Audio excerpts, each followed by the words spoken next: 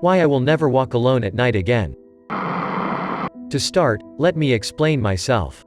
I'm 5 feet 7 inches, 113 pounds, and I was 16 at the time of the encounter. I'm a multi-sport athlete, track, handball, volleyball, basketball and hockey. And I have insomnia. This all happened around 2 a.m. on August 10th of 2019. I had been over to my best friend's place because she had just returned home from a vacation and she had birthday presents for me, hoodies and gummies, if you're curious. I had spent almost an hour there already, and wanted to head back home soon because honestly, my town is scary at night. Drug dealers, rapists and murders, you know the deal. So, I waved goodbye to my best friend and started walking down her street. I guess a party had just let up, because behind me at the end of the road, about 20 or 30 yards from where I was standing, there were a couple of men walking across the crosswalk. They were both pretty tall, I'm guessing between 5 feet 11 inches and 6 feet 3 inches. The two seemed harmless at first when I looked in their direction, but soon they came to a stop. They were both looking at me. At this point I felt uncomfortable, so I just kept walking. That's when I overheard what one of them said. "Hey, that's a girl." At this, I whipped my head around. They were starting to walk in my direction now, and one of the two men had moved over towards the sidewalk, where there was no light. I knew at this point that something wasn't right, and I began to pick up my pace. They were still getting closer. I didn't know where the second guy was, but when I looked back, the first guy was still following me down the middle of the road. I think that they were planning to cut me off and try to trap me between the two of them. The minute I was about 13 yards from the T intersection, I started to run and that's when the yelling started. Oh great, now she's running. I hooked a sharp right, and then a left. I could still hear them behind me, and at this point all I knew was that I couldn't stop moving. I had to lose them somehow. I was coming up to an apartment building with a small parking lot behind it. There were no lights. I made the split-second decision to veer off into the parking lot, and I squeezed myself under one of the cars. I don't know how long I waited there. It could have been a minute, but it felt like a lifetime. I watched the two men run past.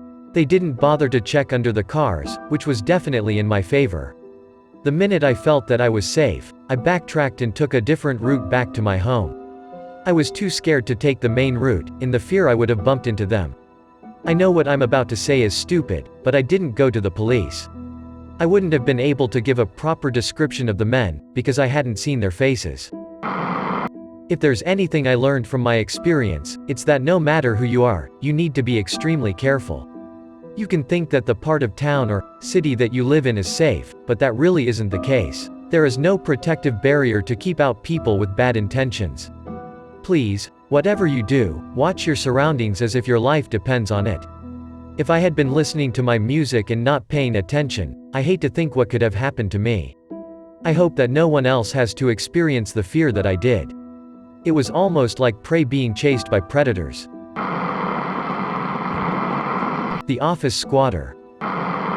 This happened last weekend. My state is still pretty much entirely shut down due to virus. I am working as an administrative assistant for an organization. I've been working here since I was 16, 18 now. The office where I work is almost completely empty all the time and it's really eerie from how it was pre-pandemic.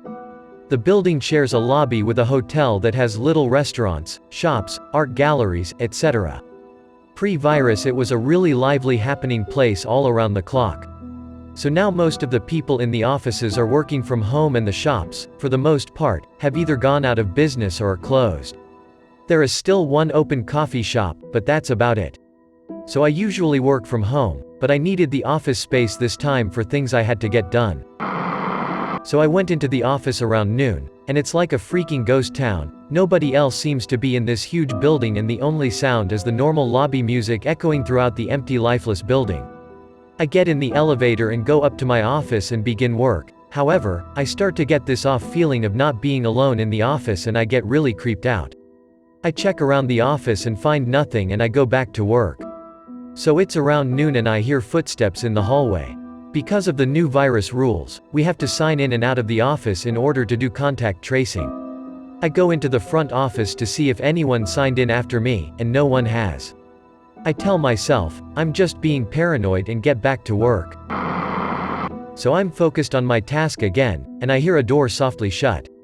My heart starts beating really heavy and I go back to the front office. No one else has signed in. I decide it's best for me to just leave right then and there and maybe call my boss and ask him to come back with me to collect my stuff later, so I go down to the lobby, which is still eerie and empty, and I call my boss and ask him what to do because I left my work laptop in there. My boss tells me to do whatever is safest for me, and if there is a security guard on duty, to go find them and ask them to walk me out of the lobby to my car and alert them of the issue. So I go to the security desk and the guard there tells me he's been there all morning and has only seen me and one other person go in the elevators that day, but he didn't know what floor they got off on. I stay there with him for a while and he sees a person get on the elevator at a floor below mine and leave. He tells he thinks the noises I heard were probably just an echo from that person on the floor below me, but if I want, he'll go to the office with me. I tell him that's fine, I'm good. Fragile masculinity over here, and I go back up to my office to begin work. I'm working and I again hear footsteps. I look down the hallway but no one is there. I decide it's not worth it for me to stay there, that I'm too freaked out, and I grab my stuff and head out the door into the elevators. It feels like an eternity waiting for the elevator to get to me. I feel like someone is watching me again and I turn to look towards the office entrance. The next that happened freaked me out so badly I couldn't comprehend it. Lo and behold, a very tiny woman, like maybe 5'2"-ish, who I don't recognize and doesn't work for the company, is peeking through the glass of the office door, and she is totally naked. She makes eye contact with me and then runs back towards the back office until she is out of view. I am stunned. It's literally the weirdest thing I've seen in my life. I jump in the elevator and press the lobby button and the shut door button as fast as I can. I go to the security guard and tell him what happened. He says it's impossible that anyone else was in there with me because they keep a log of people leaving and entering which floors times, and no one else has entered my floor in 3 days except for my boss. I call my boss and tell him what happened and he is sufficiently weirded out.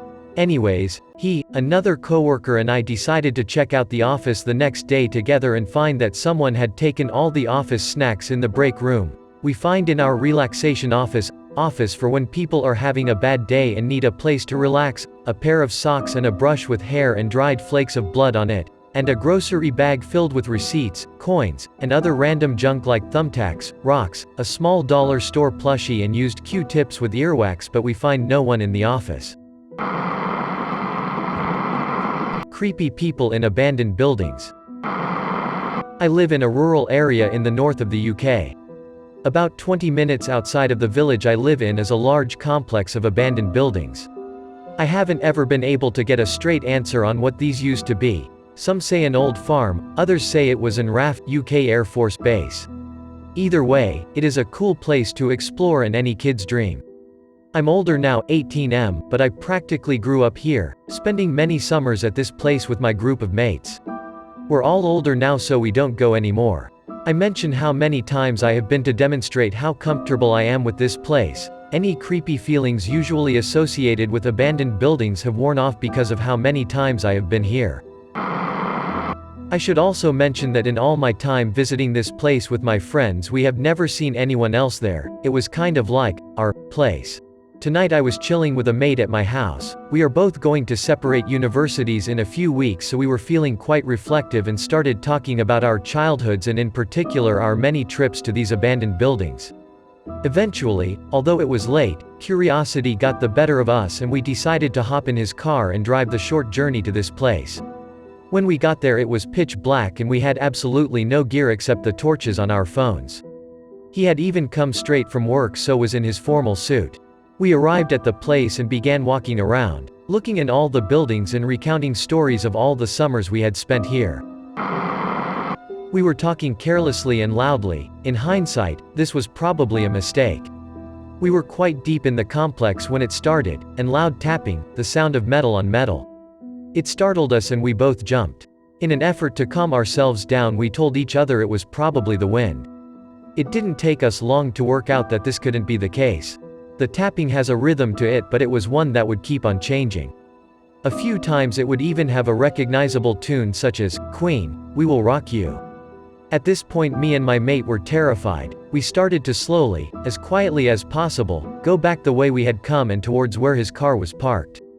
We had only made it a few meters when I accidentally stepped on a bit of MDF board lying on the floor. It snapped with what felt like the loudest sound in the world. At that point, the tapping abruptly stopped and everything went silent. We started to creep away again. We had only made it a bit further when something I will never forget, but wish I could, happened. We heard a voice. It sounded mad. It was loud and clear enough to hear, a man's voice, and it was speaking English, but what it was saying didn't make sense, just a random jumble of words and phrases blurted out without any pause. At this point, we both broke. We sprinted towards the way out, suppressing the urge to scream like kids. As we were running to the entrance, we ran past another building. As we ran past, quite loudly this time, we heard another voice. It was a man's voice again, but definitely different from the first one. This was saying a similar assortment of nothing, but we didn't stop to listen. We sprinted full tilt till we got to his car, hurled ourselves in and screeched off. We got back to mine and practically hugged each other for the rest of the night. It might not sound that creepy now, but something about those voices coming from the abandoned buildings put fear in the animal part of my brain.